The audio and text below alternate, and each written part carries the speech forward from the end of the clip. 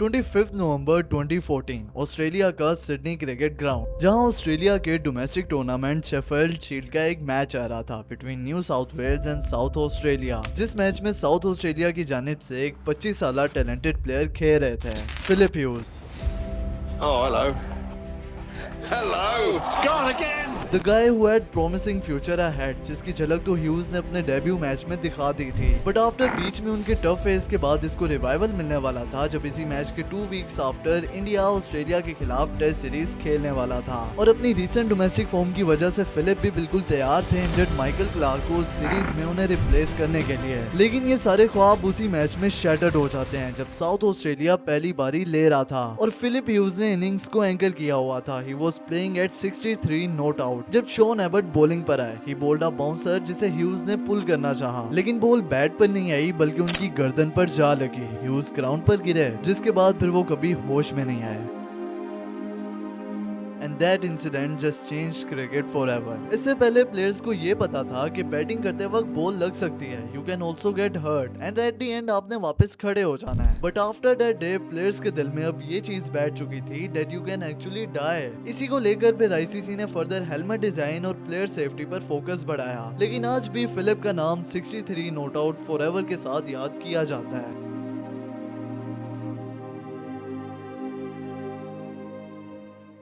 जिस वक्त ये इंसिडेंट हुआ उस वक्त फिलिप ह्यूज सिर्फ 25 साल के थे। उनके सामने उनका पूरा कैरियर पड़ा हुआ था, लेकिन अगर उनके सिर्फ छोटे से 5 साल कैरियर पे नजर डालें तो उसमें वो काफी बड़े रिकॉर्ड्स बना गए थे। लेकिन इस पर बात करने से पहले ह्यूज की अर्ली लाइफ के बारे में जान लेते हैं कि how it all started. Phillip Hughes 30 नवंबर 1988 को साउथ वेल्स के एक छोटे से गांव मैक्सवेल की एक फार्मर फैमिली में पैदा हुए।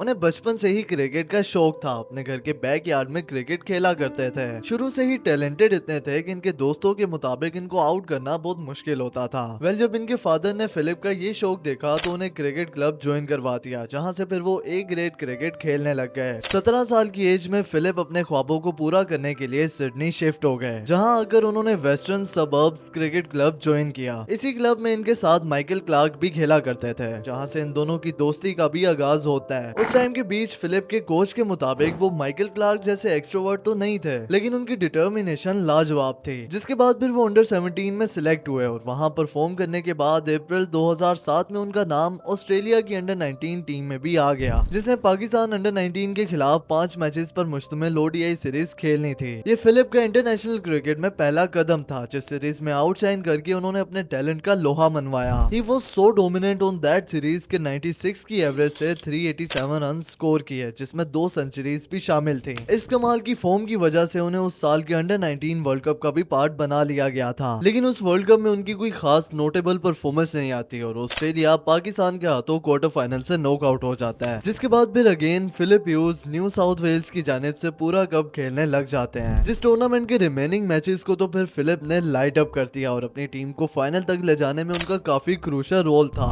और उसी फाइनल में फिर फिलिप ने अपने कैरियर का अब तक का सबसे इम्पोर्टेंट नॉक खेला और फाइनल की सेकंड इनिंग्स में 116 रन स्कोर करके अपनी टीम को उस टूर्नामेंट का टाइटल जितवाया। 19 years of age, Philip Hughes, congratulations. Domestic level पर फिलिप काफी ज्यादा डोमिनेंट थे और परफॉर्मेंसेस देने में भी काफी कंसिस्टेंट। उनकी इसी कंसिस्टेंसी को देखकर साल 2009 में after retirement of Matthew Hayden सिर्फ 20 साल की एज में ऑस्ट्रेलियन टीम फिलिप ह्यूज को टेस्ट डेब्यू करवाने का फैसला करती है, वो भी अगेंस्ट प्राइम साउथ अफ्रीका। अब एक 20 साल यंग प्लेयर के लिए ये काफी प्रेशर वाला मोमेंट था, क्योंकि मैथ्यू हैडन जैसे लेजेंडरी बैट्समैन के जाने के बाद ऑस्ट्रेलिया की ओपनिंग पोजीशन पर जो गैप पैदा हो चुका था, एक तो उन्होंने उस गैप को भी फिल करना था एंड सेकंड उनका डेब्यू भी अगेंस्ट साउथ अफ्रीका हो रहा था, जो कि उस टाइम अपने प्राइम में थी। और उनके बॉलिंग अटैक में Dale Steyn, Makhaya Ntini, Jacques Kallis, Morne Morkel जैसे बॉलर्स मौजूद थे। तो उन टफ कंडीशंस में परफॉर्म करना बिल्कुल भी आसान नहीं होने वाला था और अपने डेब्यू की पहली इनिंग्स में ही फिलिप ह्यूज डक पर आउट हो गए। Oh no! What a way to start!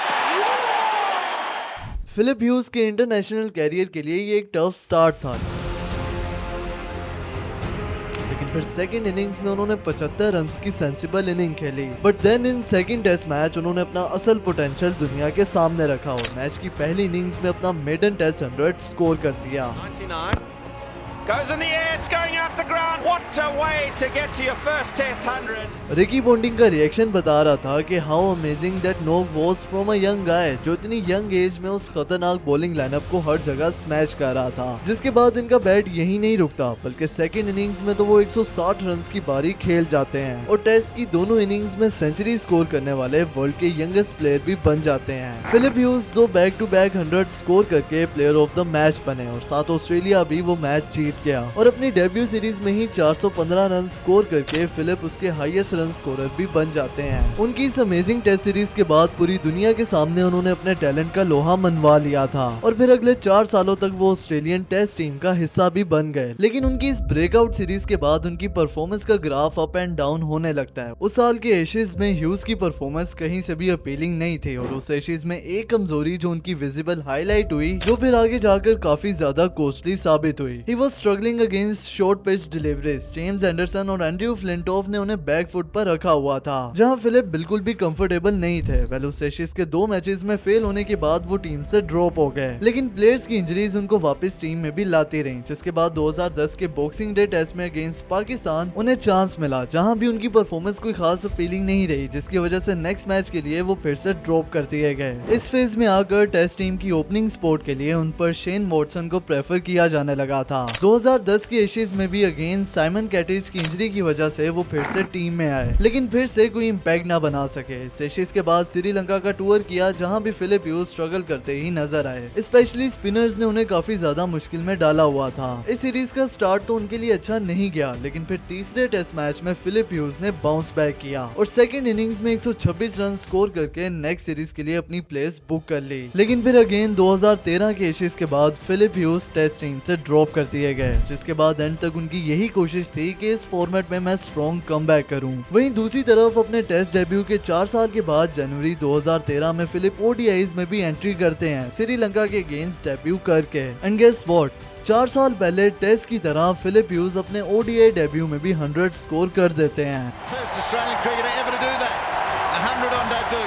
और ओडीआई डेब्यू में 100 स्कोर करने वाले फर्स्ट ऑस्ट्रेलियन और वर्ल्ड के 8वें प्लेयर बन जाते हैं। सिर्फ यही नहीं, बल्कि इस सीरीज के 5th ओडीआई में भी 138 रन की नॉट आउट इनिंग्स खेलकर ओडीआईज में भी अपने प्रोमिसिंग फ्यूचर की बुनियाद रखते हैं। फिलिप ने अपने टेस्ट कैरियर के 26 मैचेस के अंदर 32 की एवरेज के साथ 535 रन बनाए, जिसमें 3 सेंचुरीज भी शामिल थी, जबकि ओडीआईज में 25 मैचेस में 35 की एवरेज के साथ 826 रन स्कोर किए और उनमें 2 सेंचुरीज भी स्कोर की। जिसके बाद आता है साल 2014।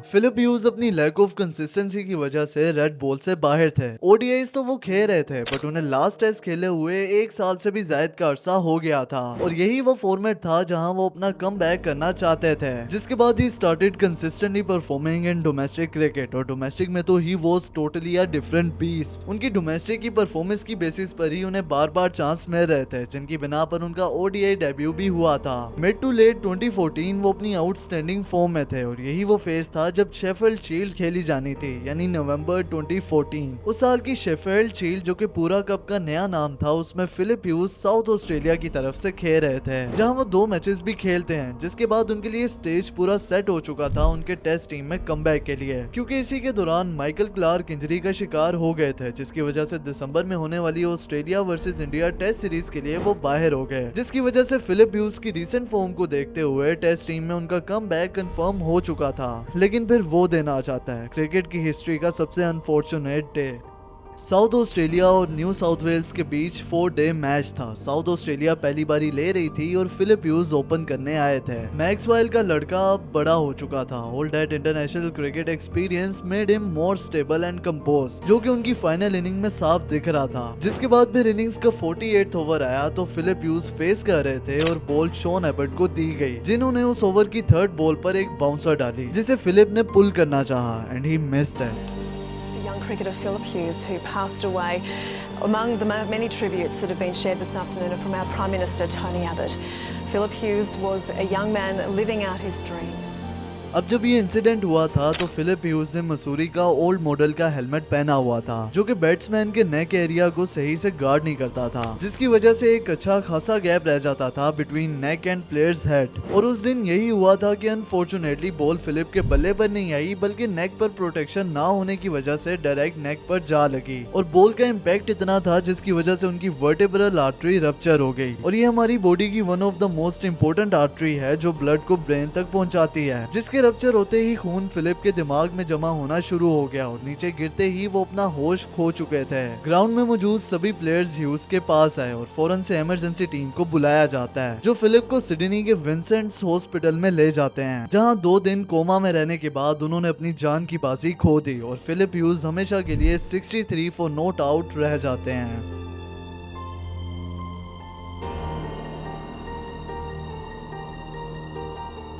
इस खबर ने पूरी दुनिया को हिला कर रख दिया। वो यंग लड़का जो अपनी कंट्री के लिए टेस्ट कमबैक का ड्रीम लेकर पिच पर खड़ा था, वो अचानक जिंदगी की बाजी हार चुका था। सोशल मीडिया पर hashtag put out your bats की कैंपेन चली, जहां दुनिया भर के लोगों ने बैट्स को घर के बाहर रखकर फिलिप को ट्रिब्यूट दिया। माइकल क्लार्क जो कि फिलिप के करीबी दोस्त थे, उन्होंने प्रेस कॉन्फ्रेंस में जिस डिग्निटी से बात की उसने पूरे ऑस्ट्रेलिया को इमोशनल कर दिया।